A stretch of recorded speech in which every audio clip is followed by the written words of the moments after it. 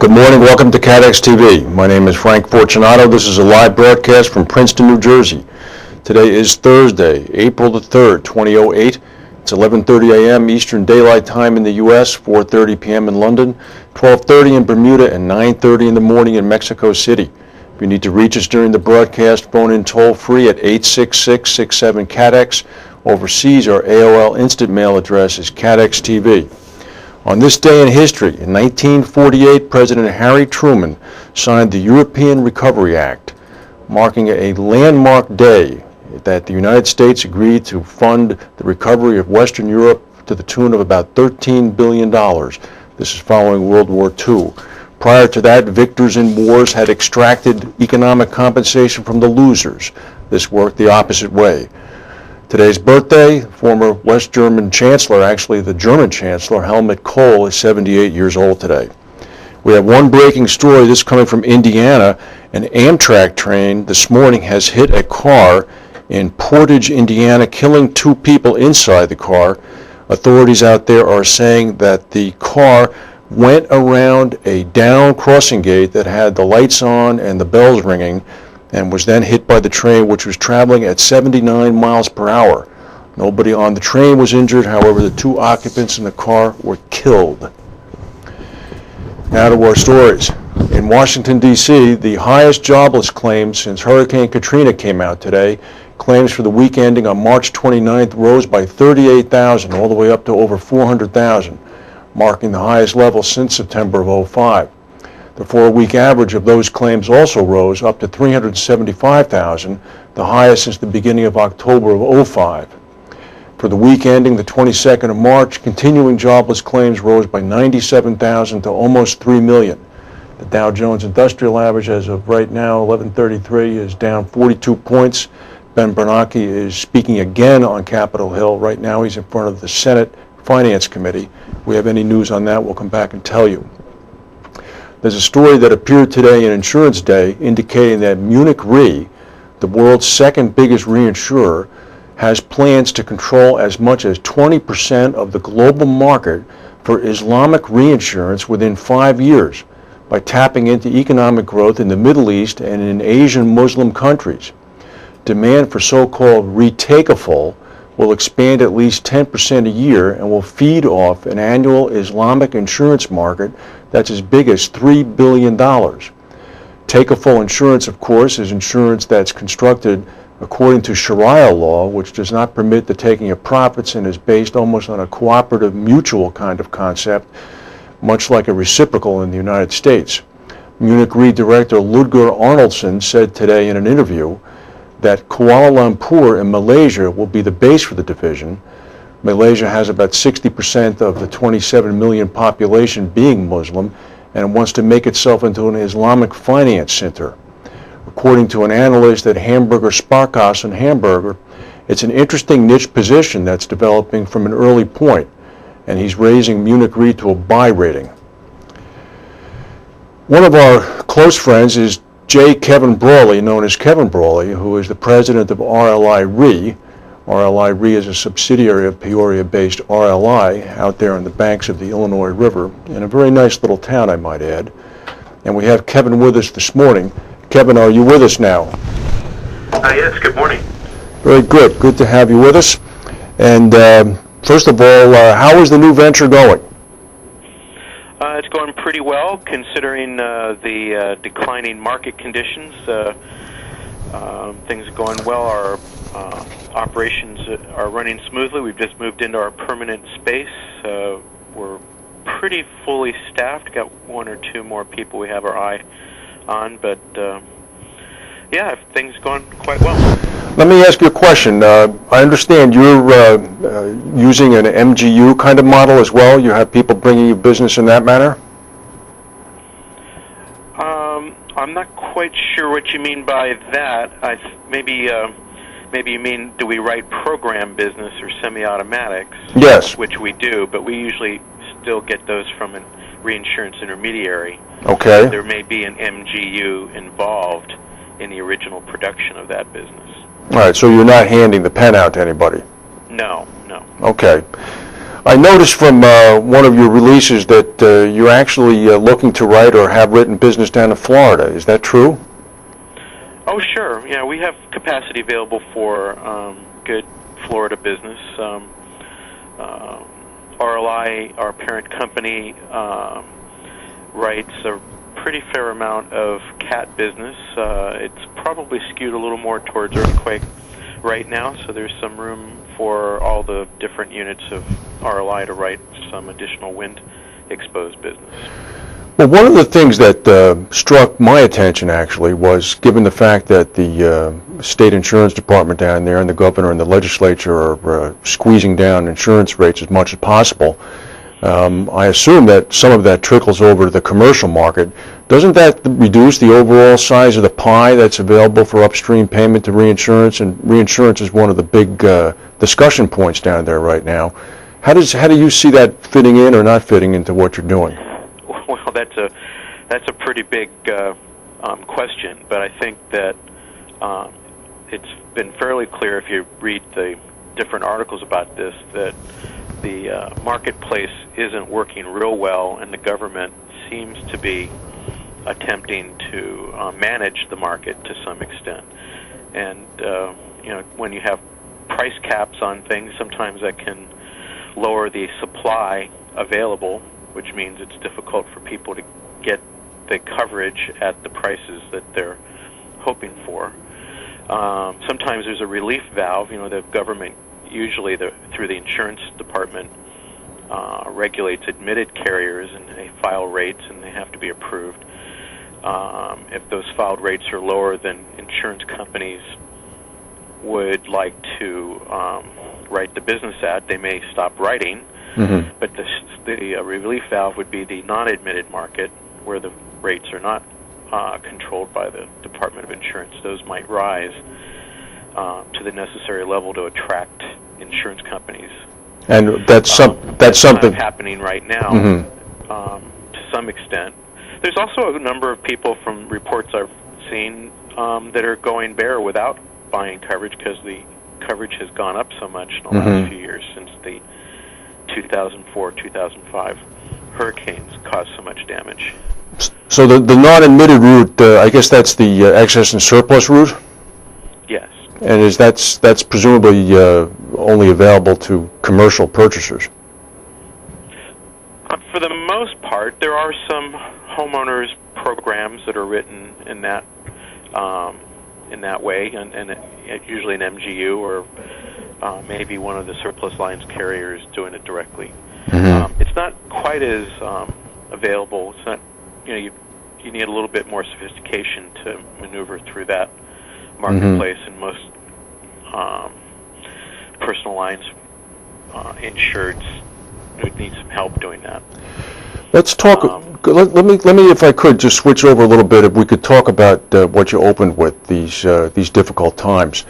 I've noticed some of the brokers, chairmen, chieftains, if you will, issuing the doom and gloom for the whole balance of 2008 being a very bad year.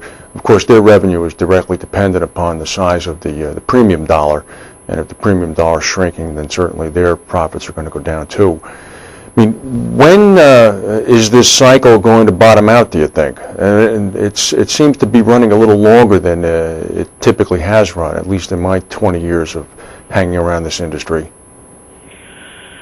Well, everybody you talk to, it's kind of like economics. Everybody you talk to, you're going to get a kind of different answer. Mm-hmm. But I think that in general, the cycles have been shortening. At mm-hmm. least the up market part of the cycle. The down market might be extended a bit.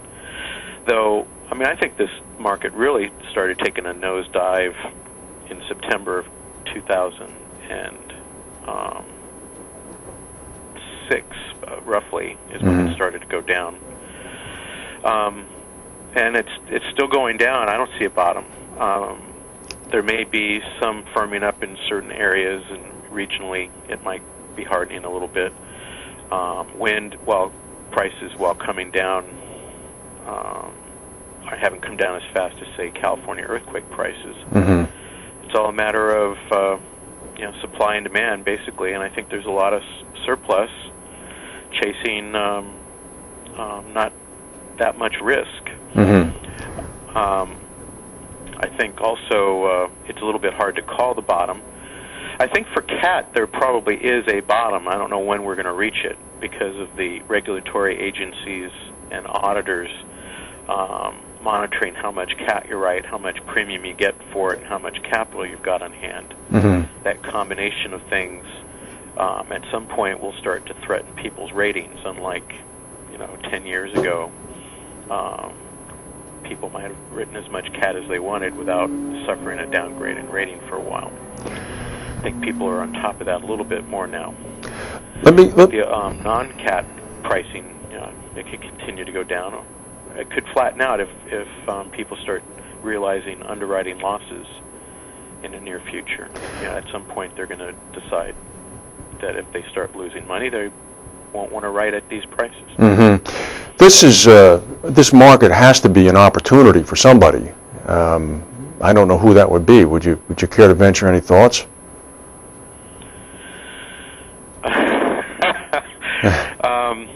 Well, I think that anybody that has a good understanding of a wide variety of things and can customize their product to fit the client's needs will have a little bit better chance at succeeding in this kind of market climate than the folks that sell a rather structured,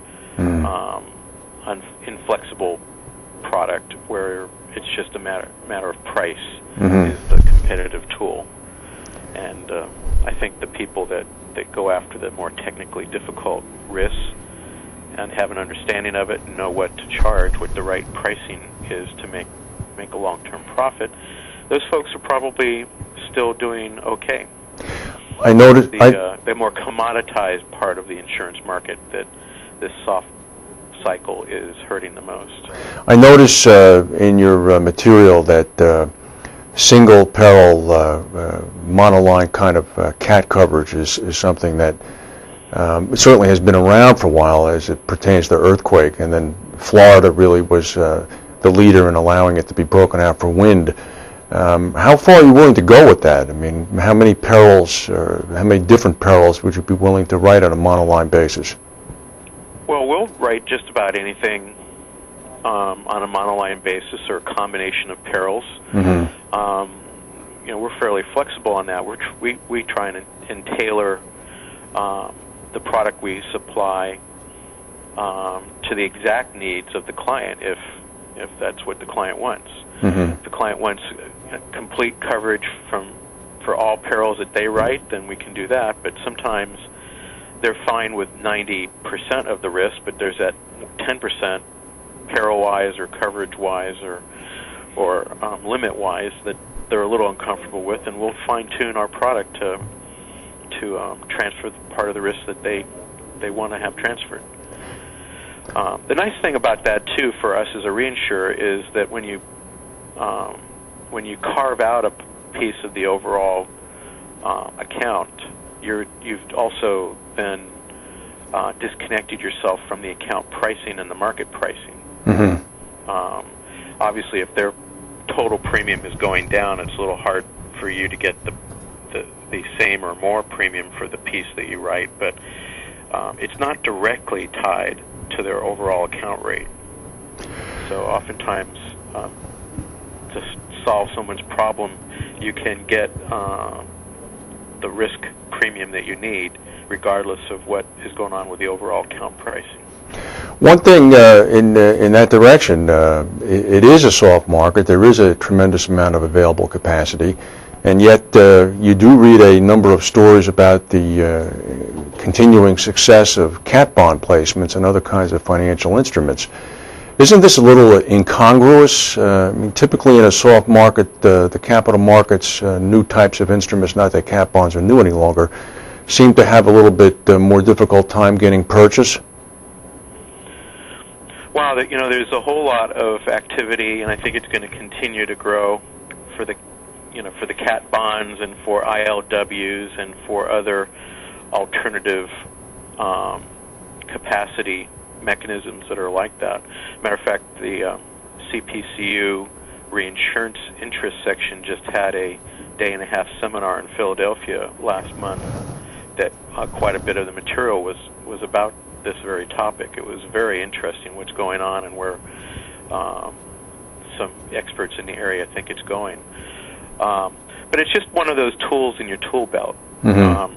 Standard treaty reinsurance for CAT and facultative for fine-tuning that is still a really good and flexible tool. But there's sometimes in situations where a CAT bond or some other mechanism is also a very good tool for that situation. So I think people are going to start using combinations of all the available tools they have to more and more of a success in managing their total risk. Well, very good, Kevin. It sounds like things are going well there, and I assume you're still getting back to Peoria periodically? Yeah, now and again. Now and again. Well, we're here in Stanford most of the time, plugging away. Well, that's very good. We'll say hello to our friends in Stanford as well as our friends in Peoria. And Okay. I thank you for your time today. I know you're very busy, and we'll talk to you again in the future. Thanks, Frank. Thank you, Kevin. All right, bye.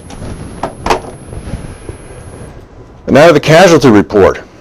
We've been covering this story from Yemen for the past few days, and we actually have a number of viewers from Yemen. Now, security forces there have killed one demonstrator and wounded as many as 8 others this morning. This is the 4th day of rioting in the country. Observers are indicating that as many as 40 tanks and 100 other military vehicles have been deployed in the southern city of El Hablaim.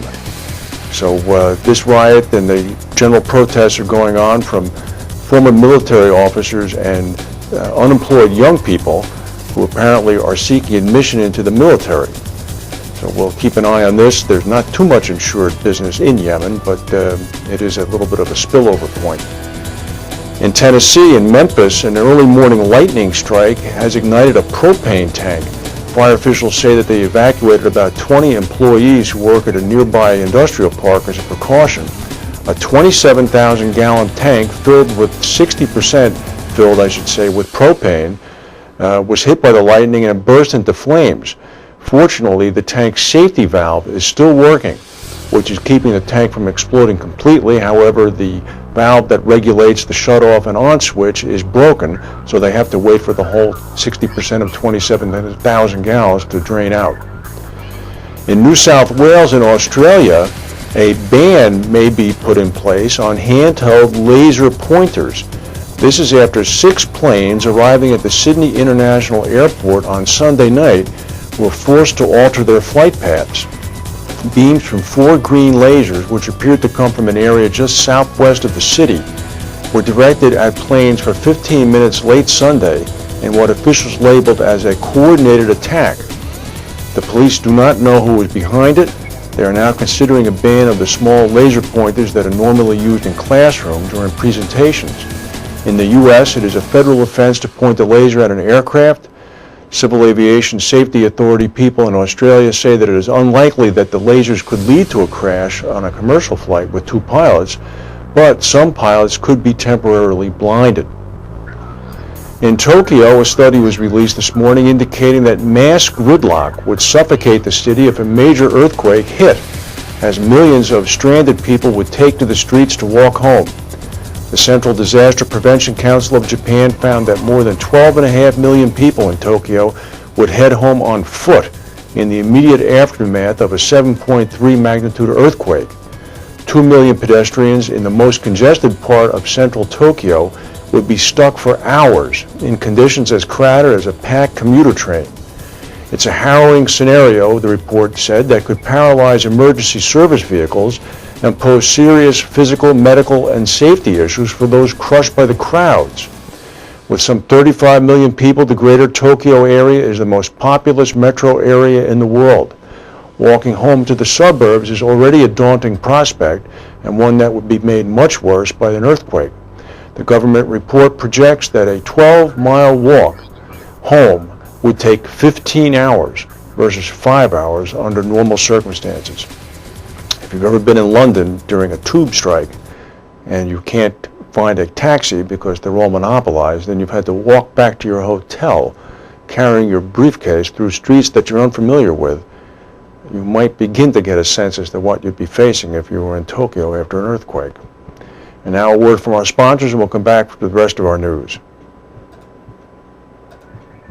Every day, the world wakes up and goes to work, pursuing the unique opportunities that lead the global economy forward. The complexity and close connectivity of today's global marketplace is a true modern miracle that can create unparalleled success. But it takes confidence, passion, innovation, and understanding. Enabling opportunity. Protecting capital.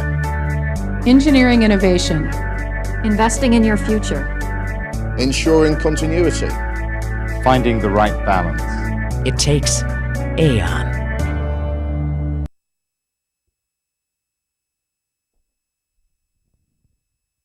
From prehistoric time to today, man's progress has been marked by his ability to fashion tools and use them to his advantage. From early humans making tools from stone, man evolved and was soon trading with other men. Money evolved, and tools such as the abacus to handle complex money transactions were developed. By the end of the 19th century, machines, such as the cash register, began to appear. 100 years later, we have even better computer-driven machines which track stock, change prices, and automatically reorder. Meanwhile, the reinsurance industry has failed to embrace man's drive for progress. The reinsurance industry today would be as familiar to practitioners from the 1800s as it is to modern underwriters. An underwriter or broker from 1800 would settle nicely into today's business. That is, until now. For the reinsurance industry, pivot point changes everything. Soon it will be understood that the period before pivot point was as dark as the caveman period was before the abacus. Come and see for yourself if you don't believe. After a demonstration, you will understand what is possible.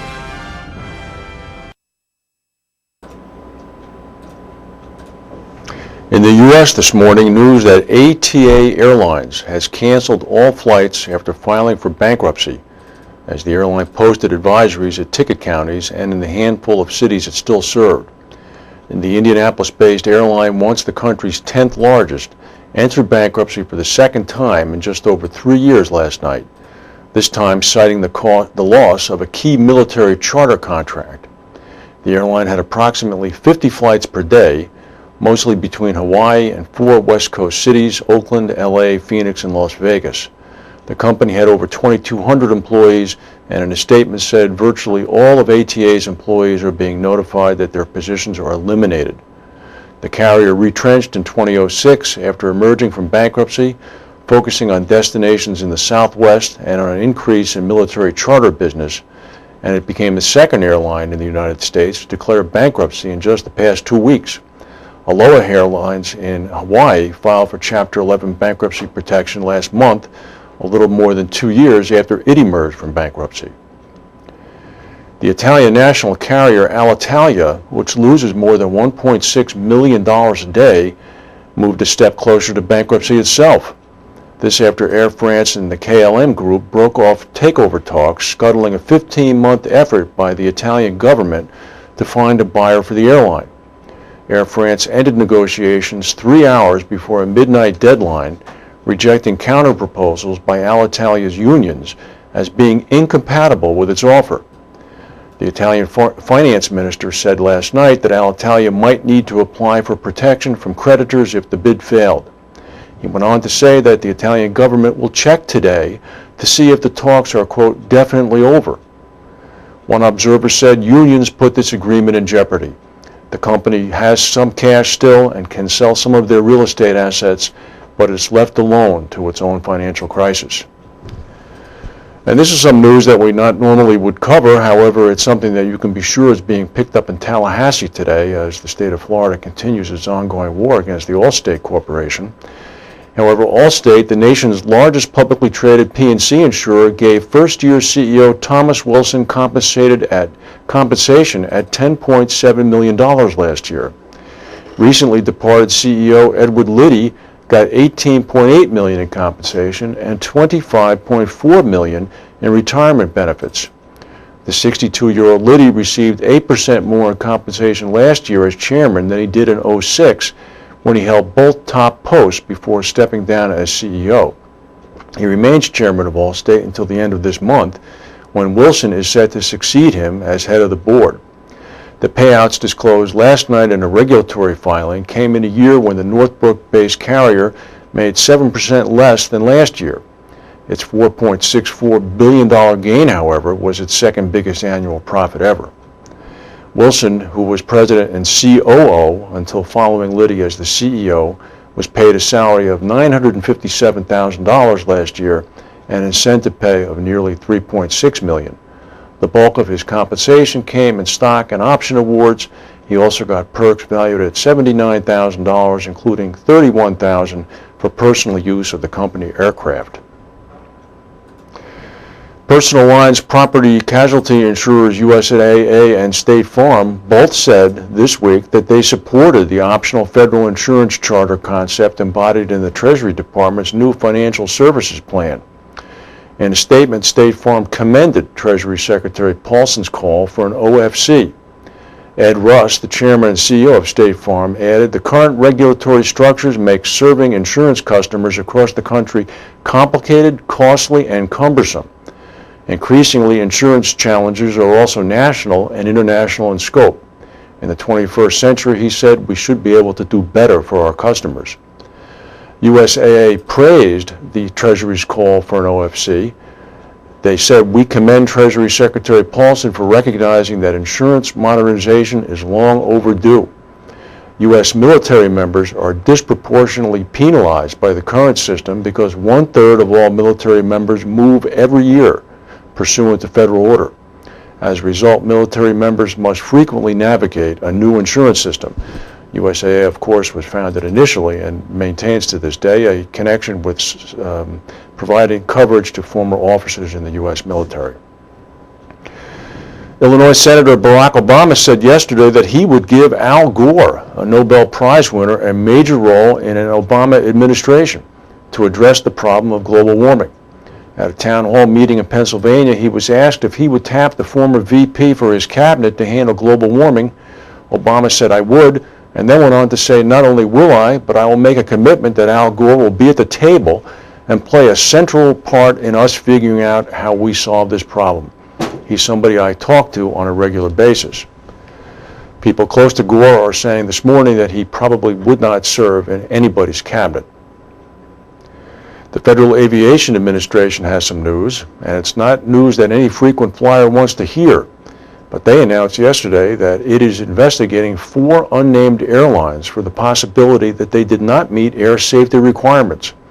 FAA officials said that 2 of the airlines were under investigation for failure to finish inspections of wire bundles for an auxiliary hydraulic pump.